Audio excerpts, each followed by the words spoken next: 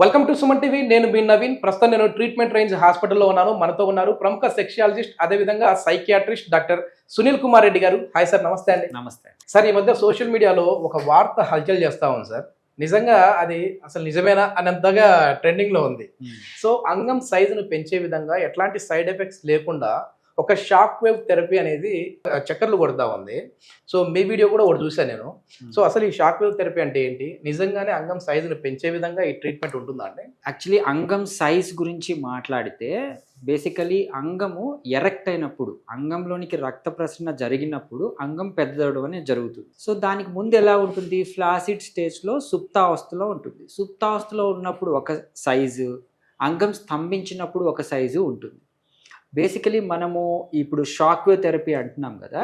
ఈ shock wave ఏం చేస్తుంది అంటే అంగానికి రక్త ప్రసరణ అనేది ఇంక్రీజ్ చేస్తుంది. సో సైన్స్ ప్రకారం ఎప్పుడైతే అంగానికి రక్త ప్రసరణ పెరుగుతుందో బేసిక్గా సైజ్ ఇంప్రూవ్మెంట్ అనేది జరుగుతుంది. అంతేగాని ఇది మనము మెడికేషన్ ఇండ్యూస్డ్ అంటే ఒక ఇంజెక్షన్ ఇవ్వటము, లేకపోతే ఒక టాబ్లెట్ ఇవ్వటము, ఆపరేషన్ చేసి సైజ్ పెంచడం కాదు. న్యాచురల్ వేగానే ఇంప్రూవ్ అయ్యేది. ఓకే. సో ఎప్పుడైతే మనం న్యాచురల్గా ఇంప్రూవ్ అవుతుంది అంటామో బేసికలీ మనం ఎక్కువ సైజ్ పెరిగిపోతుంది అనే దాంతో వస్తూ ఉంటారు. సో నేను క్లారిటీ ఇవ్వడం ఏంటి అంటే ఇదేదో పెద్దది అయిపోతుంది, అంగం సైజు ఇంప్రెసివ్గా తయారవుతుంది అనేది కాదు. అతనికి ఏదైతే సైజు ఉంటుందో మాక్సిమం సైజ్ వరకు ఇది తీసుకురాగలుగుతుంది. Okay okay. అంటే వితౌట్ సైడ్ ఎఫెక్ట్స్. నేను ఇప్పుడు అన్నాను కదా, ఇన్వేసివ్ టెక్నిక్స్ లేకుండా, అంటే మనం ఇంజెక్షన్ ఇవ్వటము, కెమికల్ ఇంజెక్షన్ ఆఫ్ ఎరెక్షన్స్ ఇవ్వకుండా మనం న్యాచురల్ వేగా బ్లడ్ సప్లై ఇంప్రవైజ్ చేసి అతనికి ఉండవలసిన, అంటే ఇప్పుడు కొంతమంది ముందు బాగుంటుంది, తర్వాత ఏంటంటే సుప్తావస్థలోకి వచ్చేటప్పుడు ఫ్లాసిడ్ స్టేట్ లో తగ్గిపోతుంది, బ్లడ్ ఫ్లో అనేది సరిగా లేకపోవడం వల్ల. సో అది నార్మలైజ్ చేయడానికి ఈ షాక్ వేవ్ థెరపీ అనేది ఉపయోగం. ఇది ఏంటంటే ఎన్ని రోజులు ఈ ట్రీట్మెంట్ తీసుకుంటే మనకి ఈ విధంగా అంగం సైజ్ కావచ్చు, స్ట్రాంగ్ కావచ్చు, ఎట్లా?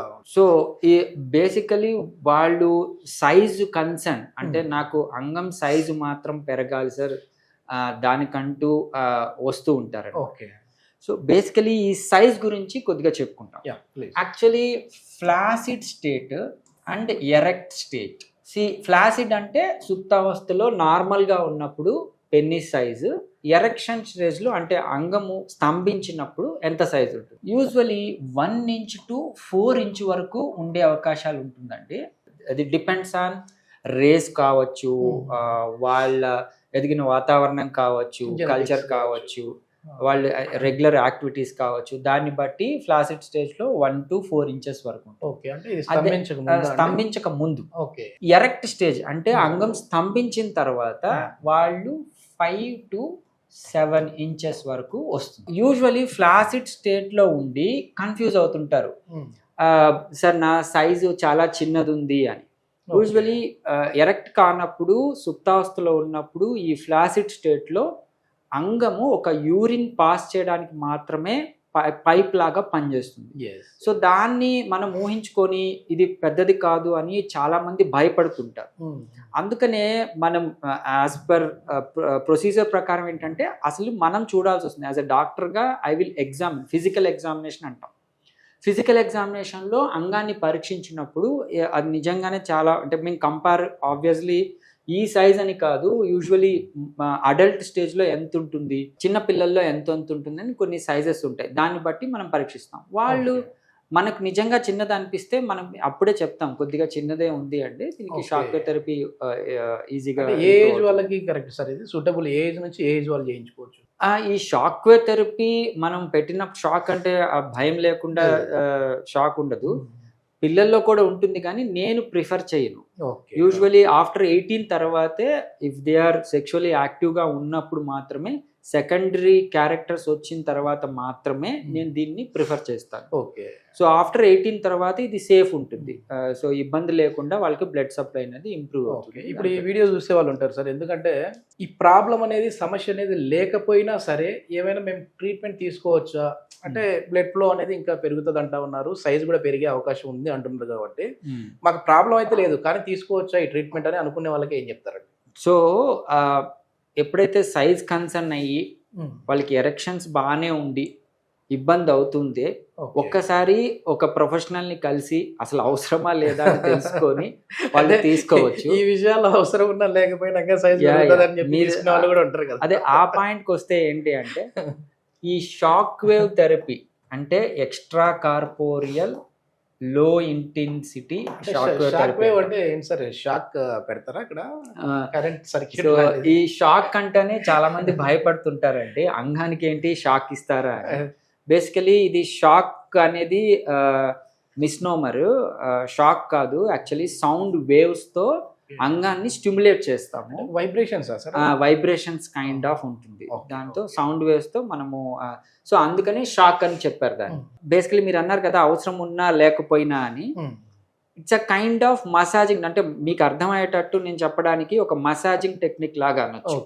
సో మసాజింగ్ తీసుకోవడంలో తప్పు లేదు, బట్ మరీ ఎర్లీ ఏజ్లో పిల్లోడిని ఇబ్బంది పెట్టకుండా వాళ్ళు సెక్షువల్లీ యాక్టివ్ అయినప్పుడు ఇది తీసుకోవడంలో తప్పు లేదు. సార్ కొన్ని అపోహలు అయితే ఉన్నాయి, అట్లాంటి సెన్సిటివ్ ప్లేస్లో మీరు ఇట్లాంటి వైబ్రేషన్స్ అంటే షాక్ అనేది పక్కన పెట్టండి, వైబ్రేషన్స్ ఇవ్వడం వల్ల అక్కడ ఉన్న నర్వ్స్ ఏమైనా డ్యామేజ్ అయ్యే అవకాశం ఉంటుంది. అదేవిధంగా మళ్ళీ వాళ్ళకి ఒకవేళ శృంగారంలో పాల్గొనే సమయానికి మళ్ళీ ఆ వైబ్రేషన్స్ వస్తే కానీ అంగం స్తంభించదు అని చెప్పి కొన్ని అపోహలు ఉన్నాయి, దానికి ఏం చెప్తారండి? మంచి క్వశ్చన్ అండి. బేసికలీ షాక్ వేవ్ వల్ల నరాల బలహీనత వస్తుందా అనేది మీ డౌట్ కదా.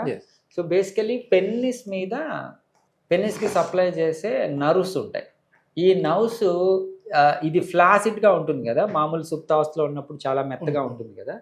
ఈ నర్వ్స్ లోపల ఉంటాయి, చాలా సెన్సిటివ్ ఉంటాయి. ఇది అంగం మొత్తము సప్లై చేసే నర్వ్స్. కానీ మన ఈ షాక్ వేవ్ ఏం చేస్తుంది అంటే నరాల మీద కాదు ఎఫెక్ట్ ఇచ్చేది, బేసికలీ బ్లడ్ వెజల్స్ మీద ఇస్తాయి. ఏదైతే రక్తనాళాలు ఉంటాయో దాని మీద సెన్సిటివ్నెస్ పెరిగి ఇంకా బ్రాంచెస్ పెరిగి రక్త సప్లై చేసేటట్టు పెంచుతాయి.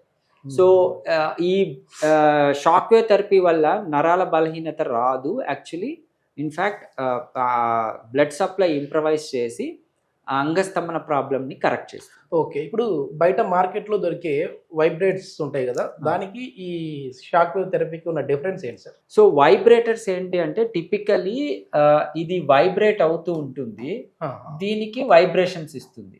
ఈ న్యూమాటిక్ షాక్ వేవ్ ఏంటి అంటే దీంట్లో ఒక బుల్లెట్ పైకి కిందకి వచ్చి దీన్ని షాక్స్ కి గురి చేస్తుంది.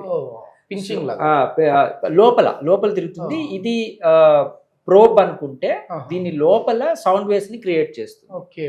సో ఇది యాక్చువల్లీ ఇక్కడ నుంచి ఏంటంటే సౌండ్స్ వచ్చి దీని మీద పడతా ఉంటాయి. సో దీంట్లో చిన్న ట్రామా, పెన్నిస్ లో ట్రామాని కలెక్ట్ చేసి దాంట్లో బ్లడ్ సప్లైని ఇంప్రవైజ్ చేసే టెక్నిక్. ఈ టెక్నిక్ నియోవాస్కులరైజేషన్ అంటాం. సో నియోవాస్కులరైజేషన్ అంటే కొత్త రక్తనాళాలు అంగంలో కలిగి రక్త ప్రసరణని ఇంప్రూవ్ చేసే టెక్నిక్. ఓకే, ఇది ఎన్ని రోజులు తీసుకోవాలి సార్? ఇది సో ఇట్స్ డిపెండ్స్. ఇది డిపెండ్స్. యూజువలీ సెషన్స్ అంటే ఒక షాక్ వేవ్తో మనకు సూపర్ ఇంప్రూవ్మెంట్ అనేది మనకు తెలియదు. బట్ చిన్నగా ఏంటి అంటే ఇది weekly sessions, weekly twice sessions ఉంటాయి. సో ఇలాగా మనము 8 to 12 సెషన్స్ మనం ఇస్తాం. సో డిపెండ్స్ ఆన్ ట్రీట్మెంట్ జరిగే సమయంలోనే ఒకవేళ ఏదైనా శృంగారంలో పాల్గొనాలి అంటే వాళ్ళ పార్ట్నర్తో పాల్గొనవచ్చు, లేదంటే ట్రీట్మెంట్ అంతా ఈ 12 సిట్టింగ్స్ అయిన తర్వాత మాత్రమే పార్టిసిపేట్ చేసే విధంగా? లేదండి, బేసికలీ డ్యూరింగ్ ప్రొసీజర్ కూడా I encourage to go for a sex. అంటే ఈ సెక్షువల్ యాక్టివిటీ ఉంటేనే అతనికి ఇంప్రూవ్మెంట్ అనేది తెలుస్తుంది. మళ్ళీ అన్ని సెషన్స్ అయిన తర్వాత అంటే ఆబ్స్టినెన్స్ అంటాం, అంటే సెక్షువల్ ఆబ్స్టినెన్స్. ఈ సెక్షువల్ ఆబ్స్టినెన్స్ అనేది లేదు షాక్ వేవ్ థెరపీలో. Okay okay. So during shock wave therapy మనం ఆ ప్రొసీజర్లో ఉన్నప్పుడు కూడా వాళ్ళు శృంగారానికి ఏమీ దూరంగా ఉండాల్సిన లేదు.